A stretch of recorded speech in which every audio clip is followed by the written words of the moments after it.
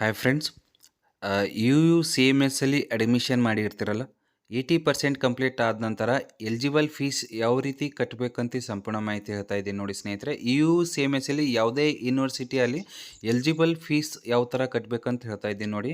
University ಯಾವುದೇ ಇರಲಿ ಒಂದೇ ಪ್ರೋಸೆಸ್ ಇರುತ್ತೆ ಎಲಿಜಿಬಲ್ ಫೀಸ್ ಕಟ್ಟೋಕ್ಕೆ.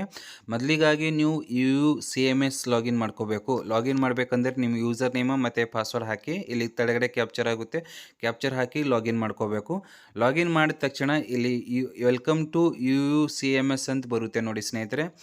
ಬಂದ ತಕ್ಷಣ ಇಲ್ಲಿ ನೋಡಿ ಕ್ರಿಯೇಟ್ ಯು ಅಪ್ಲಿಕೇಶನ್ ಅಂತ ಇದೆಯಲ್ಲ, ಇದ್ರ ಮೇಲೆ ಕ್ಲಿಕ್ ಮಾಡಬೇಕು. ನೀವು 90% ಪ್ರೋಗ್ರೆಸ್ ಕಂಪ್ಲೀಟ್ ಆದ ನಂತರ ಇದು ಆಗುತ್ತೆ. ಎಲಿಜಿಬಲ್ ಫೀಸ್ ಕಟ್ಟಬೇಕಾದರೆ ಈ ಪ್ರೋಸೆಸ್ ಇದೆ ನೋಡಿ ಸ್ನೇಹಿತರೆ.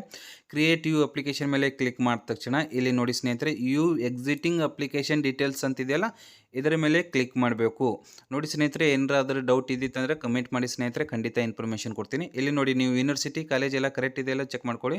ಆದ ನಂತರ ಇಲ್ಲಿ ಆ್ಯಕ್ಷನ್ ಯು ಡೀಟೇಲ್ಸ್ ಯು ಮೇಲೆ ಕ್ಲಿಕ್ ಮಾಡಬೇಕು. ಯು ಮೇಲೆ ಕ್ಲಿಕ್ ಮಾಡಿದ ತಕ್ಷಣ ಸ್ಕ್ರೋಲ್ ಡೌನ್ ಮಾಡಿ, ಇಲ್ಲಿ ನಿಮ್ಮ ಯೂನಿವರ್ಸಿಟಿ ಕಾಲೇಜ್ ಎಜುಕೇಷನ್ ಕರೆಕ್ಟ್ ಅದಾವ ಇಲ್ಲ ಚೆಕ್ ಮಾಡ್ಕೊಂಡು ಇಲ್ಲಿ ಫೀಸ್ ಅಂತ ಇದೆಯಲ್ಲ ಇದ್ರ ಮೇಲೆ ಕ್ಲಿಕ್ ಮಾಡಬೇಕು. ಆನ್ಲೈನ್ ಮೇಲೆ ಕ್ಲಿಕ್ ಮಾಡಿದ ತಕ್ಷಣ ಒಂದು ಆಫಿಷಿಯಲ್ ಪೇಜ್ ಓಪನ್ ಆಗುತ್ತೆ. ಪೇಮೆಂಟ್ದು ಡೀಟೇಲ್ಸ್ ನಿಮ್ಮದು ಏನೇನು ಅದಾವೆ, ಏನೇನಿಲ್ಲ ಬುಕ್ಸ್ಗಳು, ರಿಜಿಸ್ಟ್ರೇಷನ್ ಫೀಸ್ ಎಲ್ಲ ಡೀಟೇಲ್ಸ್ ಕೇಳಿರ್ತಾನೆ.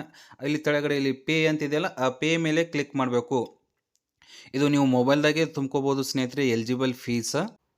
ಈ ಪೇ ಮೇಲೆ ಕ್ಲಿಕ್ ಮಾಡಿದಾಗ ಪೇಮೆಂಟ್ ಪೇಜ್ ಓಪನ್ ಆಗುತ್ತೆ ಸ್ನೇಹಿತರೆ. ಪೇಮೆಂಟ್ ಪೇಜ್ ಓಪನ್ ಆದ ತಕ್ಷಣ ಇಲ್ಲಿ ನೋಡಿ debit, credit, net banking, U P I wallet ಈ ಥರ ಆಪ್ಷನ್ಗಳು ಇದ್ದಾವೆ.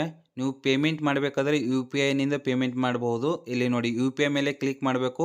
ನಿಮ್ಮ ಮೊಬೈಲ್ ನಂಬರ್ ಹಾಕಬೇಕು. ನೀವು ಫೋನ್ಪೇ ಯಾವುದಿದೆಯಲ್ಲ ಆ ಫೋನ್ಪೇದು ಯು ಪಿ ಐ ನಂಬರ್ ಹಾಕಬೇಕು. ಇಲ್ಲಿ ಹಾಕಿ ಇಲ್ಲಿ ಪೇ ನಾವು ಅಂತ ಹೇಳಬೇಕು. ಪೇ ನಾವು ಅಂತ ಹೇಳಿ ನಿಮ್ಮ ಮೊಬೈಲ್ಗೆ ಒಂದು ನೋಟಿಫಿಕೇಶನ್ ಬರುತ್ತೆ, ಪೇಮೆಂಟ್ ಮಾಡಬೇಕು. ಪೇಮೆಂಟ್ ಆದ ನಂತರ ಈ ಥರ ರಿಸಿಪ್ಟ್ ಬರುತ್ತೆ ನೋಡಿ ಸ್ನೇಹಿತರೆ. ಈ ರಿಸಿಪ್ಟ್ ಆದ ನಂತರ ಪೇಮೆಂಟ್ ಪ್ರಿಂಟ್ ತಕ್ಕೋಬೋದು. ಇದು ಪ್ರಿಂಟ್ ಆದ ನಂತರ ಒಂದು ವೇಳೆ ನಿಮ್ಮ ಪೇಮೆಂಟ್ ಟ್ರಾನ್ಸಾಕ್ಷನ್ ಫೇಲ್ ಆಗಿತ್ತಂದ್ರೂ ಇಲ್ಲಿ ರಿಪೋರ್ಟ್ ಅಂತಿದೆಯಲ್ಲ, ರಿಪೋರ್ಟ್ ಮೇಲೆ ಕ್ಲಿಕ್ ಮಾಡಬೇಕು. ಕ್ಯಾಂಡಿಡೇಟ್ ಟ್ರಾನ್ಸಾಕ್ಷನ್ ಡೀಟೇಲ್ಸ್ ಅಂತಿದೆ, ಅದರ ಮೇಲೆ ಚೆಕ್ ಮಾಡ್ಕೋಬೋದು ಸ್ನೇಹಿತರೆ. ಏನಾದರೂ ಡೌಟ್ ಇತ್ತಂದ್ರೆ ಕಮೆಂಟ್ ಮಾಡಿ ಸ್ನೇಹಿತರೆ, ಖಂಡಿತ ಇನ್ಫಾರ್ಮೇಷನ್ ಕೊಡ್ತೀನಿ. ಧನ್ಯವಾದಗಳು.